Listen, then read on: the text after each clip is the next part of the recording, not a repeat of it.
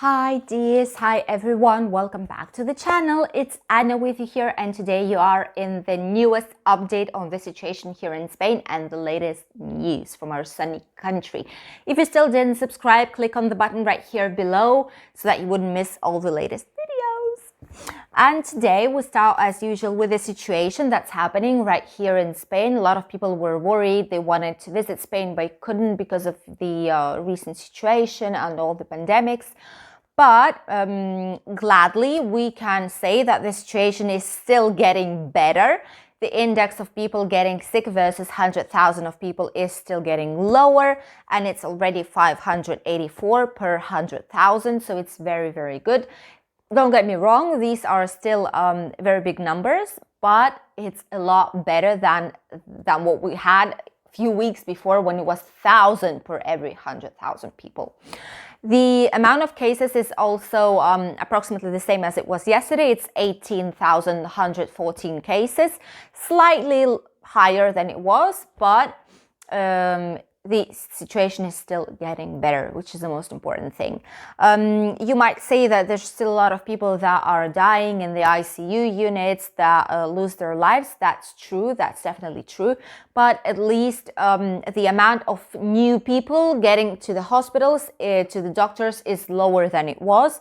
And as a result, a lot of different hospitals here in the area, especially in Alicante, San Juan area, in Benidorm as well, Villajoyosa General Hospital, which is a public hospital, in Valencia, in Denia, in Castellón, all these areas here in the Valencian community have a lot less cases and a lot less people that need to be hospitalized inside the hospital, that need to stay there or go into the ICU unit directly. The amount is a lot lower than it was, so it's very good. And they don't need to send other patients with other pathologies and other diseases to different private hospitals. They can stay in the same hospital. They don't need to be transferred. So it's also very good news. The surgeries and non-essential things like a CT scan or a magnetic resonance or any kind of ultrasounds that don't need to be made urgently. They are not being done in the Social Security either, still, just for now, and all non-essential surgeries are still cancelled. This didn't change. But if the situation will keep getting better, then probably soon all this will be normal, get back to normal. This is what we hope for, to be honest. Another news, very interesting one that I wanted to share with you is basically that if some of you know, there is such a system which is called Nutriscore. This is a system that's working in different countries in European Union. Several countries that are using it to check which kind of products and food is better and which one is worse to consume for people.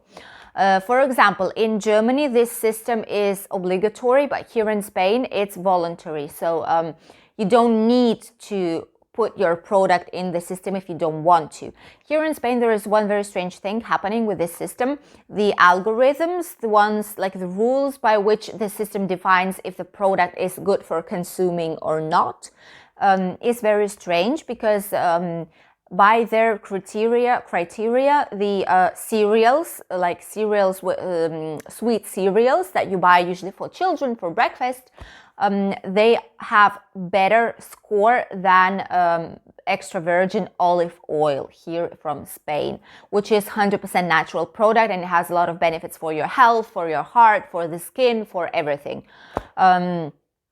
And this is why basically our organization of products has decided to ask the Nutriscore to delete olive oil from the Nutriscore program, because it's basically making them not to be able to sell and export that much olive oil as they used to, because a lot of companies watch what Nutri-Score is for this product and they see that it's, for example, not A or B or C, that it's like D or E, which is like basically used for sweets and all kind of harmful products, let's say it like that, for your health. So it wasn't right. The algorithms that they use were not right either. So the olive oil is been deleted from this Nutriscore program, which is okay to do because it's 100% natural product and it's not comparable to sweets or any kind of other things that are not natural. The same is happening with Spanish jamon, which is basically Spanish ham, these huge legs that you can see in the supermarket that have been cut very in thin layers. So this jamon serrano or jamon ibérico, which is a lot more expensive because it's a different type of ham due to the different type of food that the animal consumes over the life. And basically ham also was in a category D or E, which is like on the bottom of the Nutri-Score system, just because it uses salt to prevent different kind of bacteria and infections inside the meat. This is why Nutri-Score put it at the bottom of the list. So they want to ask and delete the ham from this Nutri-Score system as well. We'll see what's going to happen, but the truth is that every person knows what they should consume, what they shouldn't, and in which quantities, which quality products they need to consume. Each one likes what he likes and she likes, it's okay. So basically these kind of systems, so that you would see how wrong sometimes they are, shouldn't be affecting us in our decision on what to eat and what not to eat. Every one of us knows what's healthy, what's not, and it's just our choice to consume it or not. What else I wanted to tell you? From today, officially here in Spain, the season for strawberries starts. It's very strange. I'm still not used to it, even though it's been 8 years since I live here in Spain.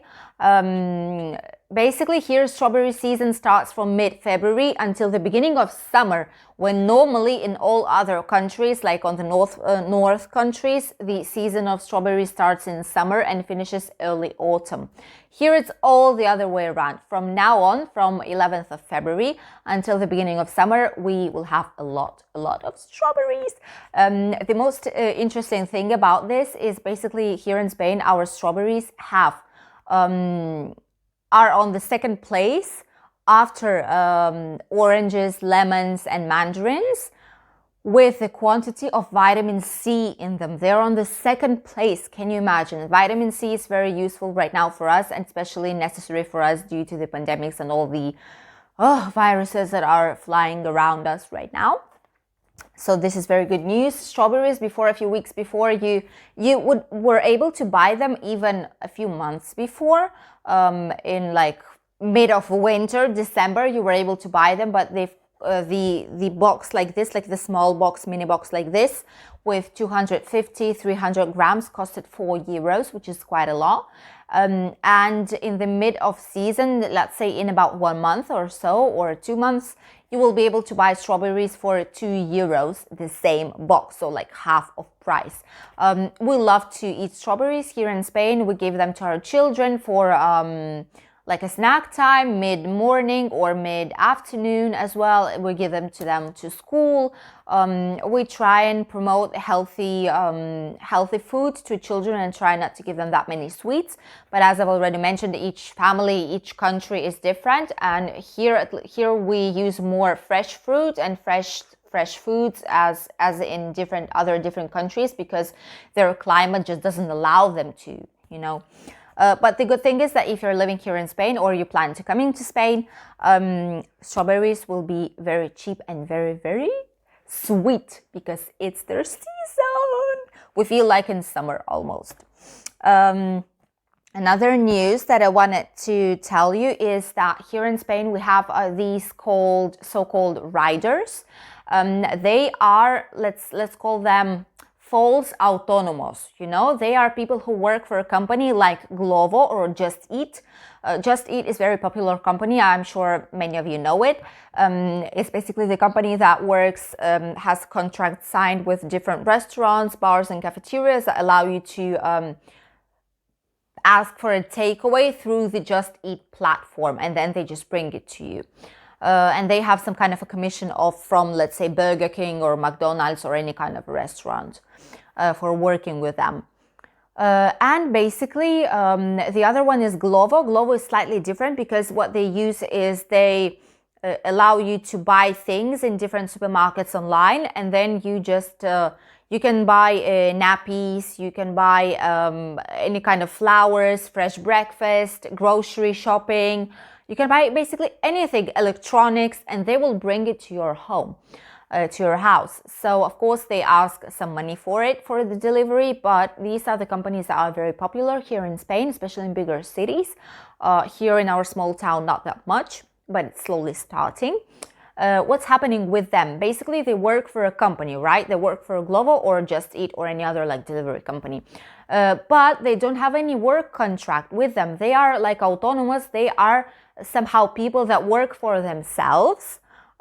Even though they work for a company, even though they receive money from the company, but the company doesn't pay any social security for them. The company doesn't pay any kind of wage and salary, like fixed wage for the person. They just pay the percentage of the amount of deliveries made, which is not very good, but here in Spain, yesterday, they've approved a law that basically says that they need to regularize,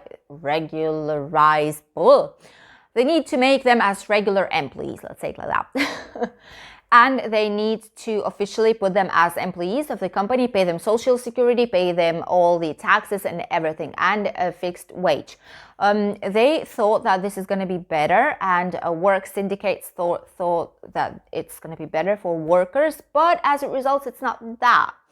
A lot of workers went to the streets to protest, and there were some manifestations as well, just because the workers of these companies, the riders, so-called riders, because they ride a lot with a bicycle, with any kind of electric thing that can ride and has wheels on it, like the car, because they say that 70% of them want to stay in the same conditions as they are right now.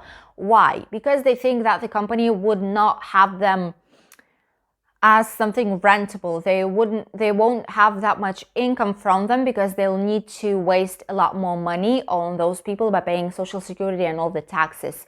They are afraid that the company will then decide to basically finish the contract with a lot of them and will just leave a minimum amount of people necessary to work.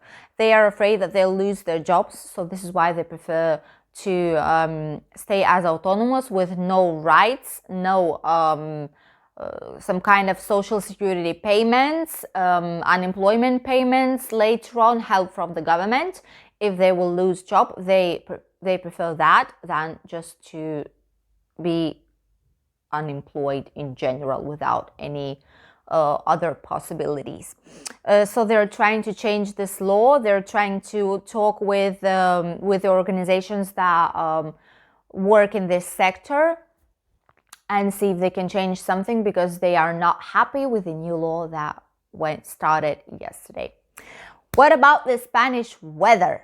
Spanish weather is getting a lot better. Today we woke up and it was sunny at 8:30 in the morning. The sun was shining, the sky was so blue, so perfect weather. Even though in the morning at 8 o'clock it was still cold, it was about 10 degrees outside, but as soon as the sun started to shine, the temperature just rose up immediately. And in the first picture here, here you can see that basically there are a lot of clouds in almost the whole Spain, especially on the north part. It's going to be raining. There's also yellow alarm there for the rain. And on the south part of Spain, it's going to be raining as well.